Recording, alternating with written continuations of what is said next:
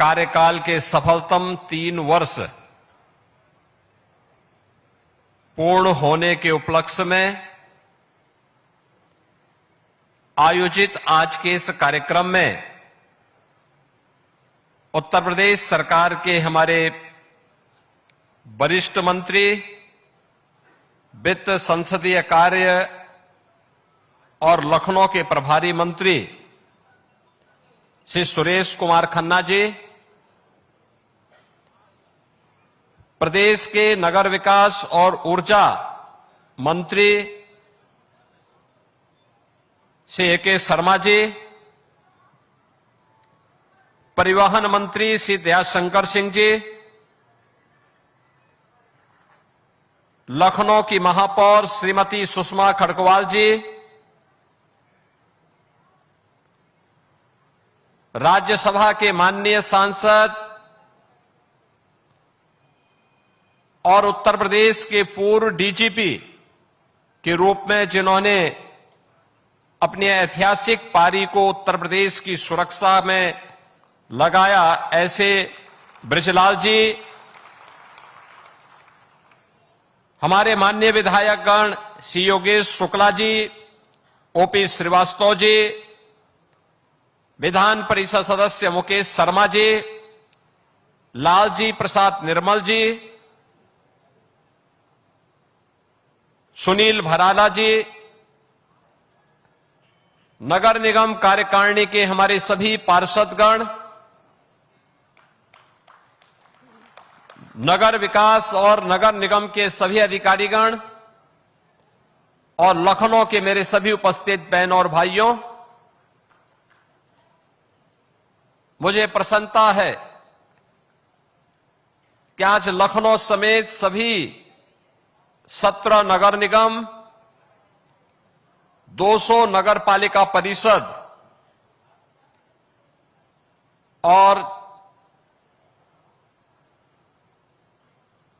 लगभग 500 के आसपास जो हमारे नगर पंचायतें हैं, 545 नगर पंचायतों की 3 वर्ष के कार्यकाल आज पूरा हो रहा है।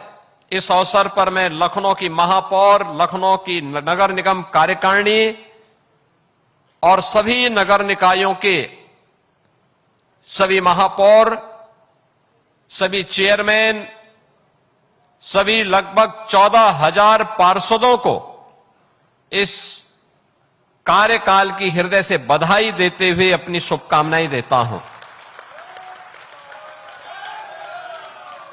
मुझे प्रसन्नता है कि आज हम लोग यहां पे नगर निगम के 413 करोड़ रुपए की परियोजनाओं जो लखनऊ से जुड़ी हुई हैं, उनके लोकार्पण और शिलान्यास के साथ भी जुड़ रहे हैं। बहनों और भाइयों, मैं आभारी हूं उत्तर प्रदेश की जनता जनार्दन का, जिन्होंने पहली बार उत्तर प्रदेश के इतिहास में 17 नगर निगम में चुनाव हुए थे और 17 की 17 नगर निगम की सीट उन्होंने भारतीय जनता पार्टी के पक्ष में डाली थी। सभी 17 नगर निगम में भारतीय जनता पार्टी का अपना पूरा बोर्ड बना और उसी का परिणाम है कि नगर निगम ने इन 3 वर्ष में कुछ प्रतिमान भी स्थापित किए। विकास कैसे होना चाहिए उसका मॉडल बनाने का प्रयास,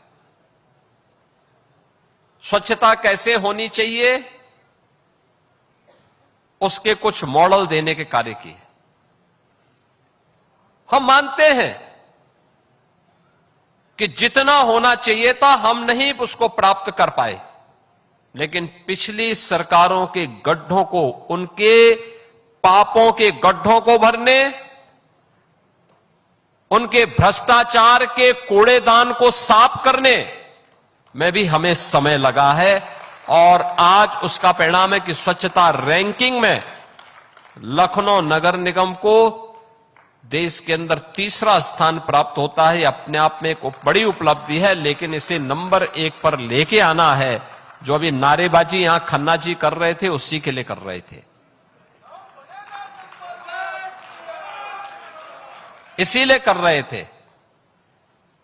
अब आप सोचो, 80-85 साल की उम्र में खन्ना जी नारा लगा सकते हैं, तो आप काम नहीं कर सकते।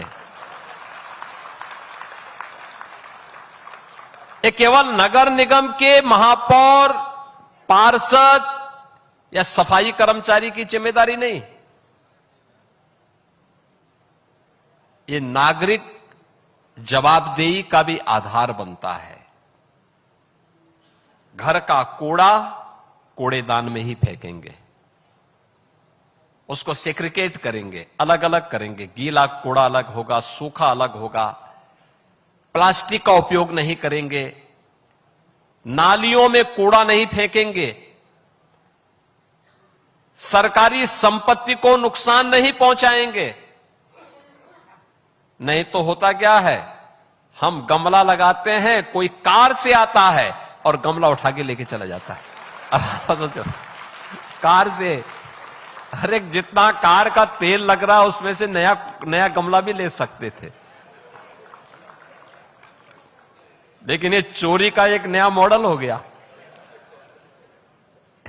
कि ये तो इतना महंगी कार, मैं देख रहा था, बहुत महंगी कारों, सीसीटीवी कैमरे लगे हुए हैं अब तो हर जगह, हम देखते रहते हैं उससे।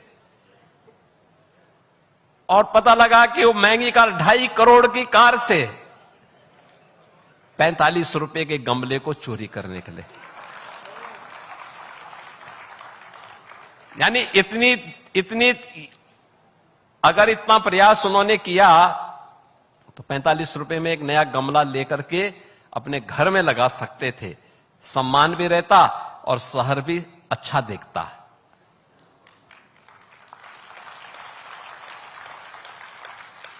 एक बार तो मेरे मन में आया था कि उसकी फोटो मैं चौराहे पर लगाऊं,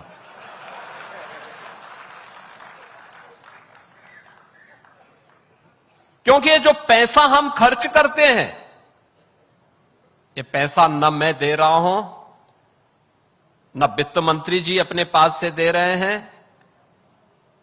न A.K. शर्मा जी अपने पास से दे रहे हैं।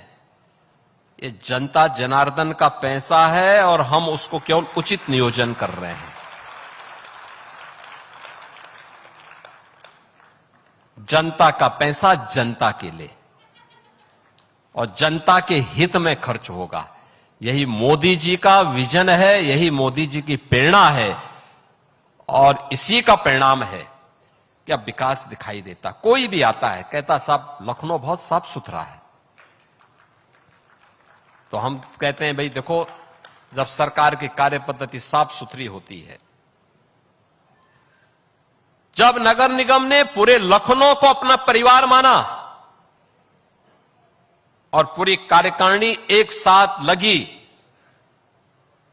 वित्त मंत्री जी भी प्रभारी मंत्री के रूप में, नगर विकास मंत्री जी भी, और सभी लोग, सभी जनप्रतिनिधि लगे, महापौर जी के साथ पार्षद गण लगे, अधिकारी गण लगे, सफाई कर्मचारी लगे, उनके सुपरवाइजर लगे,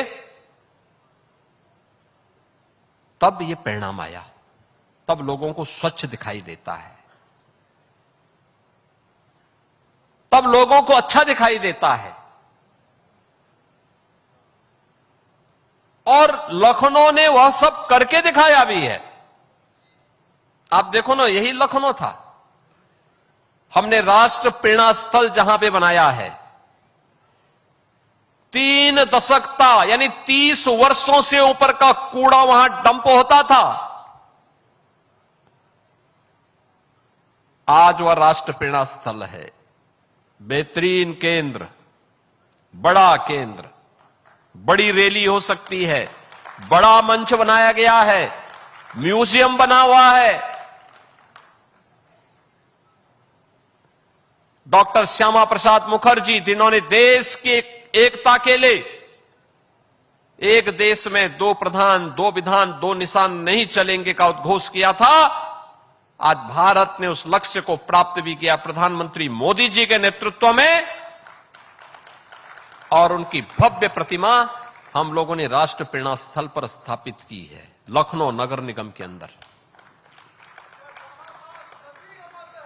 गरीब तक शासन की योजना का लाभ पहुंचे, अंतिम पायदान पर बैठे हुए गरीब को। आप सोचो 2017 के पहले समाजवादी पार्टी की सरकार में एक भी गरीब के लिए मकान नहीं स्वीकृत हुए थे। हम लोगों ने 17 लाख से अधिक गरीबों को एक एक आवास उपलब्ध करवाए हैं। 17 लाख से अधिक गरीबों को नगरीय क्षेत्र में, और बहनों और भाइयों ग्रामीण क्षेत्र में भी कुल मिलाकर के 65 लाख गरीबों को एक एक आवास। हमने चेहरा नहीं देखा, उसकी जाति नहीं देखी, उसका क्षेत्र नहीं देखा, उसका मत और मजहब नहीं देखा। हमें तो प्रधानमंत्री जी ने एक ही बात कही कि देश के अंदर केवल 4 जाति है, एक गरीब है, एक किसान है, एक महिला है और एक युवा है। इन चारों को ध्यान में रख करके हमने अपने कार्यक्रम को आगे बढ़ाया।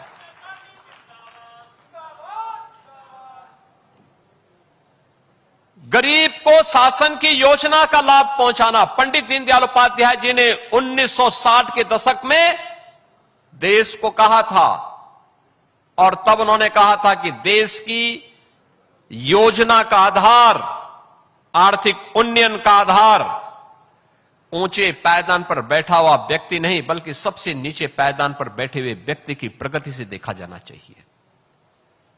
इसके लिए शासन की योजना का लाभ देकर के जो बढ़ रहा है वो तो बढ़ेगा ही, लेकिन जो पीछे छूट गया उसको थोड़ा सहारा देकर के आगे बढ़ा देना।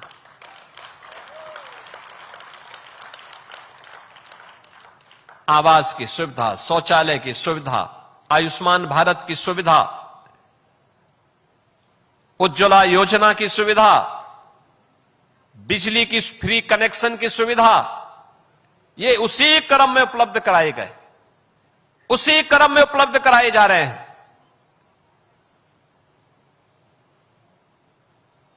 पंडित दीनदयाल उपाध्याय जी के उस सपने को साकार किया है एनडीए की डबल इंजन की सरकार ने, और इसलिए पंडित दीनदयाल उपाध्याय जी की प्रतिमा, वहां पर भव्य प्रतिमा स्थापित की गई है राष्ट्र प्रेरणा स्थल पर। सरदेव अटल जी भारतीय राजनीति के एक ऐसे चेहरे जिन्होंने 6 दशक तक भारत की राजनीति को प्रभावित किया। निर्विवाद, निश्चल, पूरे देश को लेकर के चलने की सामर्थ्य, और लखनऊ के तो जैसे वे प्राण ही थे। लखनऊ अटल जी के अंतःकरण में बसता था, और इसीलिए लखनऊ के लिए उनकी प्लानिंग, और इसलिए लखनऊ की ओर से सरदेव अटल जी के प्रति श्रद्धांजलि स्वरूप अटल जी की भव्य प्रतिमा उसी राष्ट्र प्रेरणा स्थल पर स्थापित की है।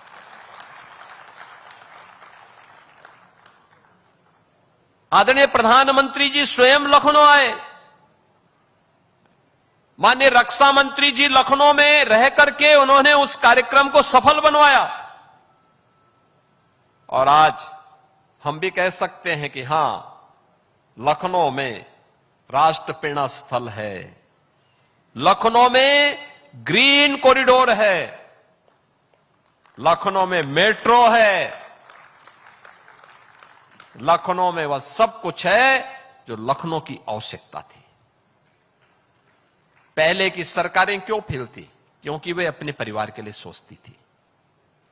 शासन की योजना का लाभ उनके परिवार के लिए, गरीब के लिए नहीं, महिला सुरक्षा के लिए नहीं। महिला सुरक्षा के लिए सबसे बड़े खतरे वही बने हुए थे, सपा के गुंडे बने हुए थे। नौजवान की नौकरी पे वे लोग डकैती डालते थे। वहां पर योजना का लाभ व्यक्ति नहीं, गरीब नहीं, किसान नहीं, महिला नहीं, युवा नहीं, वहां पर शासन की योजना का लाभ उनका एक परिवार होता था।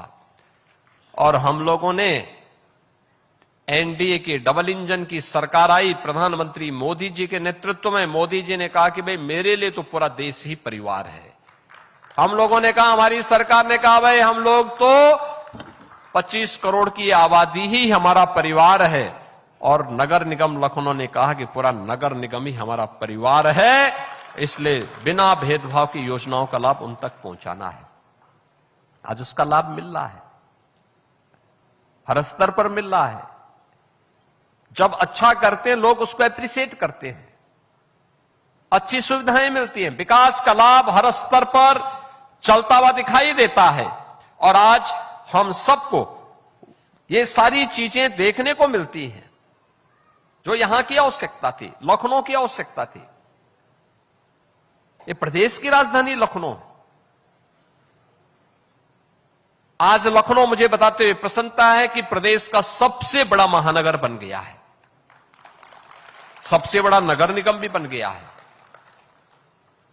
स्वाभाविक रूप से जितना बड़ा होगा उतनी बड़ी चुनौतियां भी होंगी, लेकिन लखनऊ उन चुनौतियों का सामना बखूबी कर रहा है। प्रदेश उसके सामने आने वाली चुनौतियों का सामना बखूबी कर रहा है। और उसका परिणाम उस नकारात्मक राजनीति को जवाब देते हुए, जो केवल और केवल किसी योजना पर होने वाले सकारात्मक पहल पर उंगली उठाता है, वह भी हम सबको देखने की आवश्यकता है। बहनों और भाइयों, एक बड़ी लंबी दूरी पिछले 3 वर्ष में नगर निगम ने तय की है। पिछले 9 वर्ष के अंदर प्रदेश ने तय की है, और पिछले 12 वर्ष के अंदर प्रधानमंत्री मोदी जी के नेतृत्व में उस दूरी को मजबूती के साथ समाप्त करते हुए उस एक लंबी विकास की कार्यक्रम को एक नए प्रतिमान के साथ आगे बढ़ाने का काम हुआ है। ये लगातार नगर निकाय स्तर पर हो, प्रदेश स्तर पर हो या राष्ट्रीय स्तर पर, भारतीय जनता पार्टी की सरकार ने प्रधानमंत्री मोदी जी के नेतृत्व में, उनके मार्गदर्शन में कुछ नया करके दिखाया है, हर स्तर पर किया है। आज हमारे नगर ईज ऑफ लिविंग की दृष्टि से स्वच्छ, सुंदर और सुरक्षित नगर के रूप में अपने आप को स्थापित किए हैं। मैं भी देख रहा था, लखनऊ नगर निगम ने अपना बॉन्ड जारी किया। मुझे याद है 2017 के पहले यहां का बॉन्ड की कीमत 25 करोड़ भी नहीं थी, और जब इन्होंने गत वर्ष अपना बॉन्ड जारी किया, 200 करोड़ रुपए से अधिक का और बॉन्ड जारी हुआ है। उसकी परियोजना तेजी के साथ आगे बढ़ चुकी है। लखनऊ में अलग अलग फील्ड में नगर निगम ने नए प्रतिमान स्थापित करने के काम किए हैं।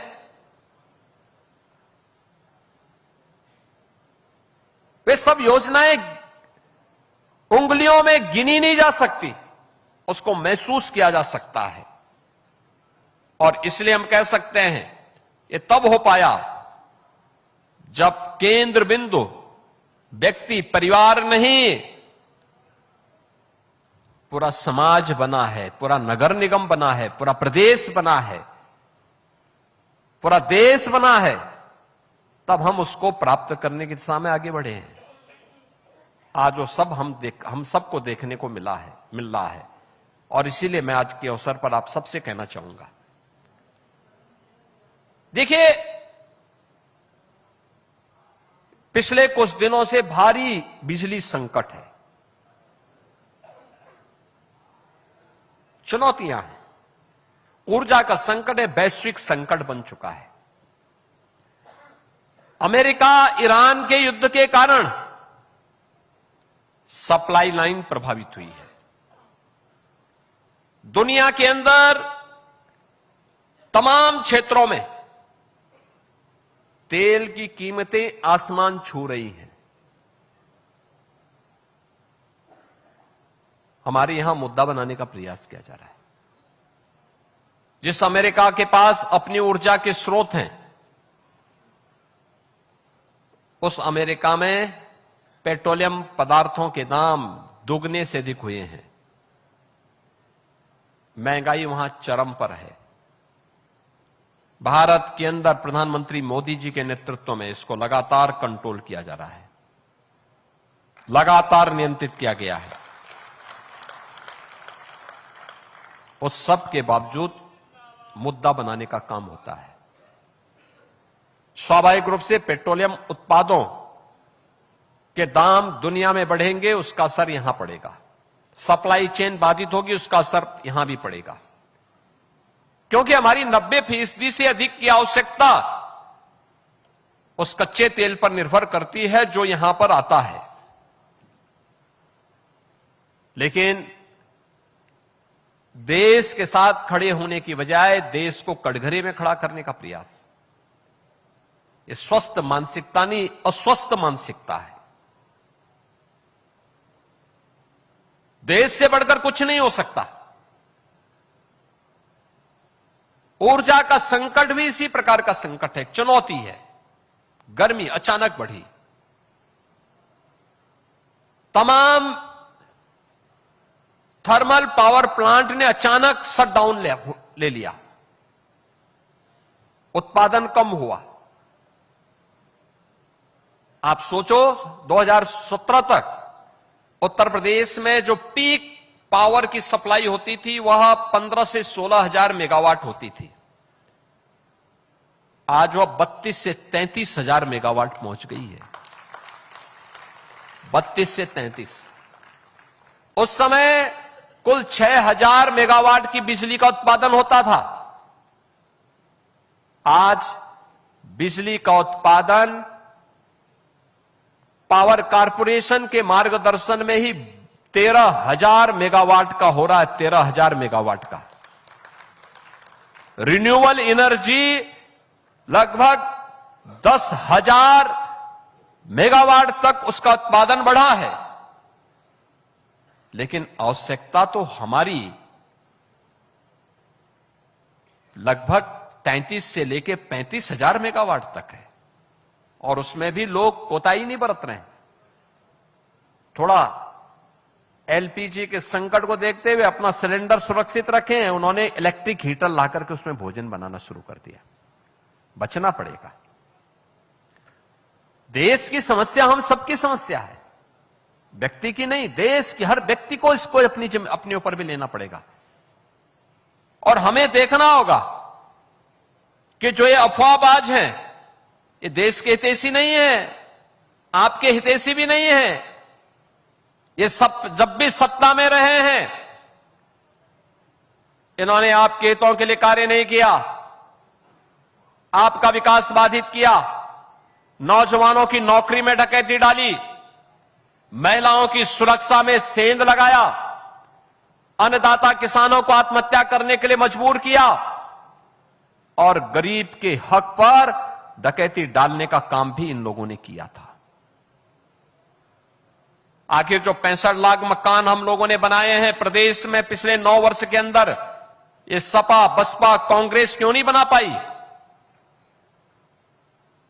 जो 3.25 करोड़ शौचालय यूपी के अंदर बने इस दौरान गरीबों के घर में, ये शौचालय उन्होंने क्यों नहीं बना दिया? जिन 16 करोड़ गरीबों को फ्री में राशन की सुविधा का लाभ यूपी के अंदर मिल रहा है, ये सपा ने, बसपा ने, कांग्रेस ने क्यों नहीं दिया? आयुष्मान भारत में जिन लोगों को फ्री में 5 लाख रुपए की सुविधा प्राप्त हो रही है स्वास्थ्य की, हर वर्ष दी जा रही है, ये काम उन सरकारों ने क्यों नहीं किया? क्योंकि उनके नजरिए में, उनके एजेंडे में गरीब था ही नहीं, महिलाओं की सुरक्षा थी ही नहीं।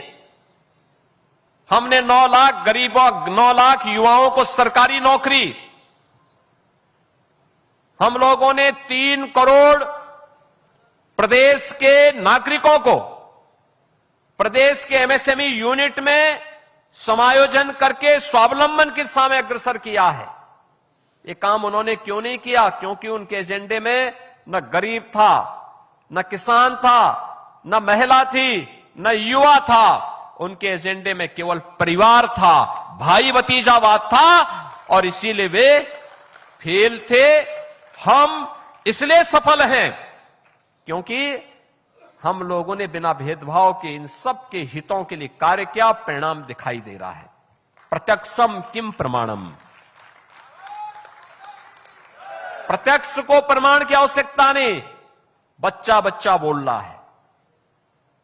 भारत सरकार की या कोई इंटरनेशनल रैंकिंग की एजेंसी जब रैंकिंग करती है, वो रिजल्ट देती है। जिस यूपी के सामने इन्होंने पहचान का संकट खड़ा किया था, वह यूपी आज जब देश के अंदर चलता है, तन करके चलता है। यूपी के नौजवान का हर जगह सम्मान होता है, यूपी के नागरिकों का हर जगह सम्मान होता है। बहनों और भाइयों, इसीलिए आज हम सब आपसे कहने के लिए आए हैं, हमारा दायित्व बनता है ऊर्जा संकट के इस दौर में हम किसी के बहकावे में न आने पाए, अफवाह न फैलने दे। हमारा प्रयास हो कि जितनी बिजली हमारी आवश्यकता उतना ही जलाएं, अनावश्यक। अब घर में जिस कमरे में कोई नहीं, क्यों एसी जला रहे हैं, क्यों पंखा चला रहे हैं? रात्रि में जब आवश्यकता नहीं तो जितनी लाइट आवश्यक है, एक लाइट जला दीजिए, एक दो लाइट महत्वपूर्ण स्थानों पर जलाइए, बाकी लाइट बंद कर दीजिए। डेकोरेशन के लिए जो घर घर में लोगों ने लाइट लगा रखी है, उसको बंद कर दीजिए इस दौरान। स्ट्रीट लाइट नगर निकायों का दायित्व बनता है उतना ही जलाएं जो नागरिकों के हित में हो, अनावश्यक न जलाएं। ऐसे पंचायतों में भी हमें करना होगा। हमने कल ही पंचायत के ग्राम प्रधानों के कार्यकाल को 6 महीने के लिए बढ़ा दिया है। 6 महीने वे कार्य करें। जब तक ओबीसी कमीशन रिजर्वेशन की प्रक्रिया को पूरी करता है, तब तक वे अपने कार्यकाल को आगे बढ़ाएं। हमने सहमति दे दी। उनका भी दायित्व बनता है गांव में दिन में बिजली की स्ट्रीट लाइट न चले, न गांव में न शहर में दिन में स्ट्रीट लाइट न चले। जब आवश्यकता नहीं तब हम लाइट बंद करके रखें। ये सभी कार्य हम करेंगे तो हम अपने नागरिक दायित्वों का निर्वहन करेंगे और चुनौती का सामना करने के लिए अपने आप को तैयार कर रहे हैं। और इसी चुनौती का सामना करने के लिए आज सबकी आवश्यकता बनती है कि विपक्ष के उस नैरेटिव को न माने। याद करना, ऊर्जा संकट पर उंगली कौन उठा रहे हैं? जिनके समय में बिजली के तार पर लोग कपड़ा सुखाते थे। ये सच्चाई है। समाजवादी पार्टी के समय में बिजली नहीं आती थी। उस समय ये लोग क्या करते थे? किसी भी जिले में बिजली देनी हो तो एक सप्ताह रात्रि के लिए बिजली आती थी, दूसरे सप्ताह दूसरे जिले में आती थी, कभी दिन में कभी रात्रि में। यहां पे तो पूरी बिजली दी जा रही है। अब पावर स्टेशन पर ही शटडाउन हो रहा है और देश के अंदर कहीं पावर है नहीं, तो उसके लिए विभाग को मौका भी देना चाहिए। विभाग अपने स्तर पर कार्य भी कर रहा है। मैंने स्वयं भी इसकी समीक्षा बैठक ली है। लेकिन केवल ये जिम्मेदारी पावर कॉर्पोरेशन की नहीं, हर नागरिक की जिम्मेदारी बनती है कि वह इस समय पावर कॉर्पोरेशन के साथ खड़े होकर के इस संकट का सामना करने में उनका सहयोग करें। तो ये हमारा नागरिक दायित्व भी बनता है। हम उसमें पूरी मजबूती के साथ खड़े होकर के बोले। आलोचना प्रत्यालोचना से काम नहीं चलने वाला। संबल देकर के मजबूती के साथ इसको आगे बढ़ाना, और सरकार हर समस्या का समाधान निकालेगी। ये डबल इंजन की सरकार है। ये डबल इंजन की सरकार समस्या नहीं छोड़ती है, समाधान देती है, समाधान। और उस समाधान को देने के लिए हमारे नगर निकाय भी, हमारी सरकारें भी मजबूती के साथ कार्य कर रही हैं।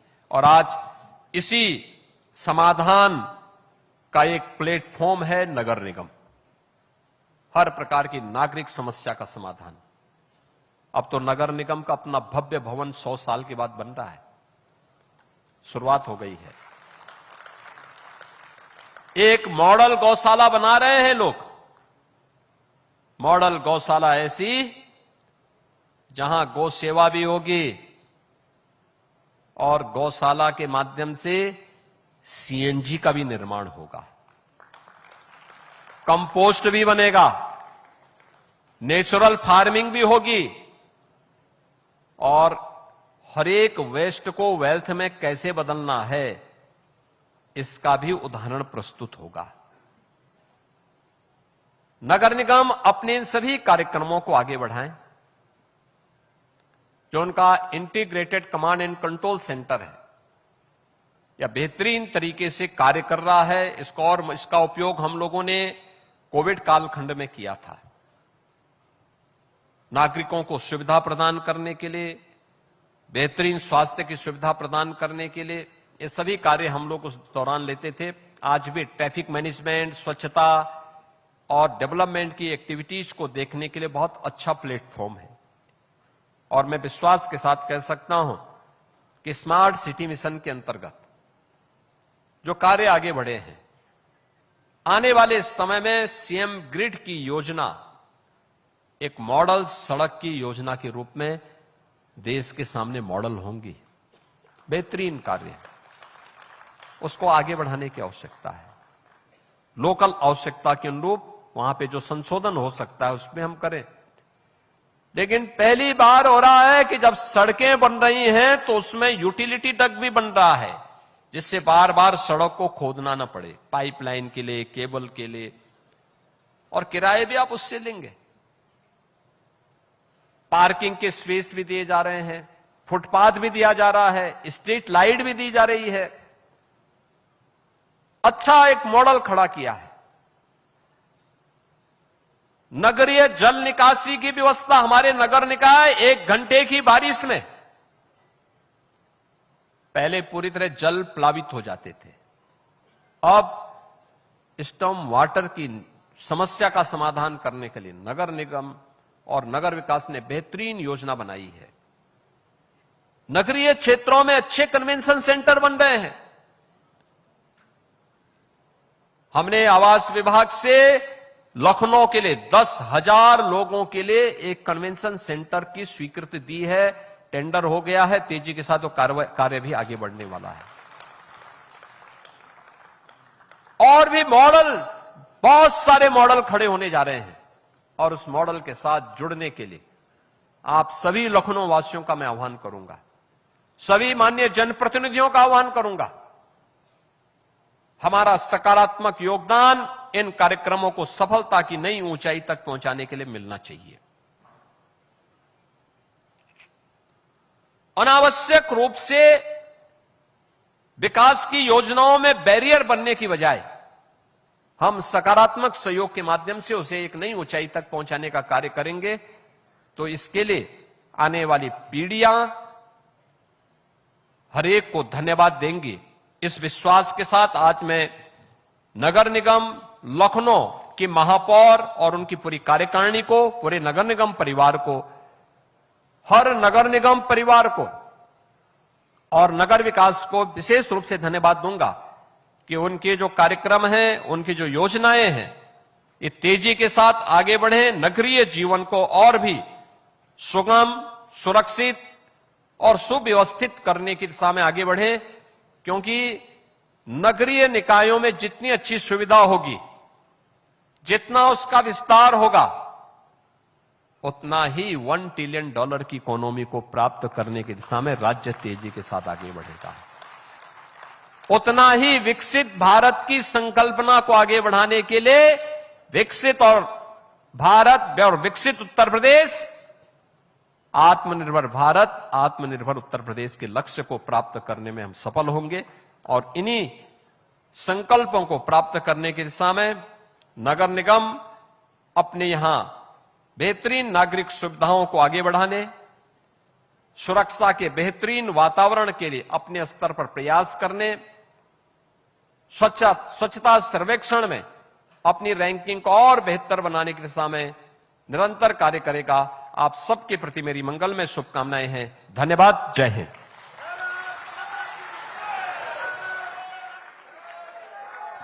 बहुत बहुत धन्यवाद माननीय। आपने हमेशा की तरह हमें एक प्रेरणा दी, नई ऊर्जा दी और आगे का मार्ग भी प्रशस्त कराया। आपका उद्बोधन सदैव एक नया साहस और शक्ति देता है। हम हृदय से कृतज्ञ हैं आपके सानिध्य और सामीप्य के लिए। इस आयोजन